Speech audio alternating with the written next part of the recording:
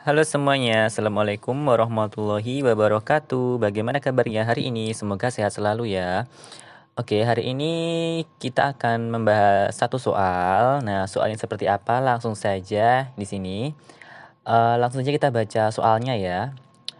Soalnya adalah pelaksanaan politik etis di Hindia Belanda bukannya tanpa perlawanan.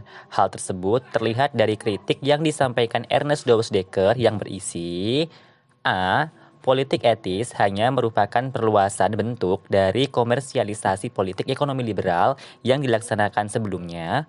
B. Tuntutan yang harusnya mendapat perlakuan tidak hanya pribumi, tetapi untuk semua penduduk Hindia Belanda. C. Praktek politik etis masih menunjukkan diskriminasi seperti yang terlihat dalam bidang edukasi atau pendidikan. D. Anggapan bahwa politik etis hanya menguntungkan pihak swasta Belanda dalam mendapatkan tenaga terampil yang murah. Ataukah E. Pelaksanaan politik etis yang tidak menyeluruh di segala bidang baik dengan penderitaan rakyat pribumi selama pendudukan Belanda. Nah, jadi soal ini adalah soal tentang politik etis. Soal politik etis ini masuk di kelas 2 ya, di kelas 2 baik sejarah peminatan maupun sejarah Indonesia. Soal tentang politik etis ini ada semua. Kalau di sejarah Indonesia, materi politik etis ini nanti masuk ke kebijakan Belanda di Indonesia. Kalau yang sejarah peminatan ini berarti masuk tentang materi tentang Sumpah Pemuda ya. Jadi sebelum Sumpah Pemuda, sebelum pergerakan nasional nanti akan dibahas sedikit tentang politik etis, itu sejarah minat. Tuh, jadi materinya tentang politik etis. Nah, kalau kita lihat soalnya ini, nah, soalnya ini tentang politik etis ya. Jadi soalnya tentang politik etis. Ini kita garis bawahi dulu. Politik etis, nah lebih khususnya ini ke bentuk perlawanannya politik etis atau ke politik etis yang disampaikan oleh Ernest Dowes Dekker. Nah, kritiknya itu seperti apa?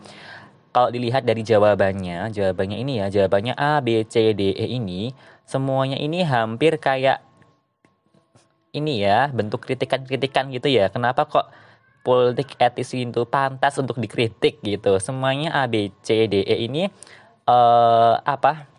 Kayaknya jawabannya sama-sama semua gitu. Tapi di sini khusus ada kata-kata Ernest Dowes Dekker. Jadi kritik yang disampaikan Ernest Dowes Dekker. Kira-kira dari A, B, C, dan D ataukah E ini jawaban yang paling tepat adalah yang mana? Oke, ini yuk kita ke pembahasan ya. Pembahasan. Oke, kita mulai dari politik etis. Nah, politik etis atau politik balas budi yang mana diberikan pemerintah Belanda kepada bangsa pribumi. Jadi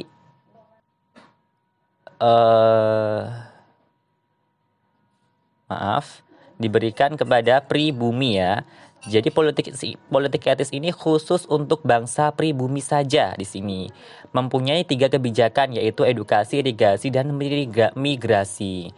Nah, sedangkan politik etis ini mendapatkan kritik dari Ernest Dowes Dekker yaitu berisi tuntutan yang mana yang seharusnya mendapatkan perlakuan politik etis itu tidak hanya pribumi saja, tetapi juga untuk semua penduduk Hindia Belanda. Itu yang diinginkan oleh Ernest Dowes Dekker.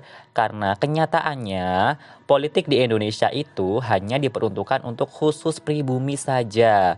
Sedangkan golongan atau bangsa-bangsa lain seperti bangsa Belanda yang menetap di Indonesia maupun bangsa Belanda yang menikah dengan pribumi atau menikah dengan orang timur asing gitu ya, keturunannya itu tidak mendapatkan politik etis ini.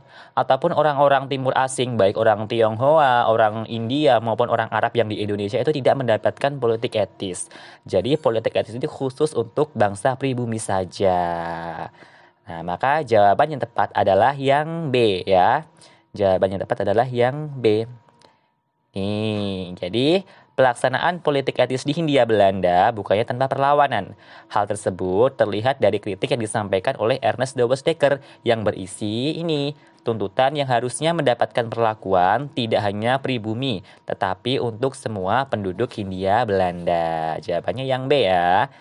Nah, gampang banget ini soal ini. Nah, soal politik etis ini sering keluar ya di ujian maupun kadang juga di SBMPTN juga sering keluar. Tapi sebenarnya politik etis ini gampang materinya jika difahami juga lebih mudah. Soalnya materinya cukup simpel dan gampang dipahami. Itu, jadi cukup semoga apa yang saya sampaikan tadi bermanfaat untuk kita semua gitu. Mungkin cukup sekian. Wassalamualaikum warahmatullahi wabarakatuh. Bye bye.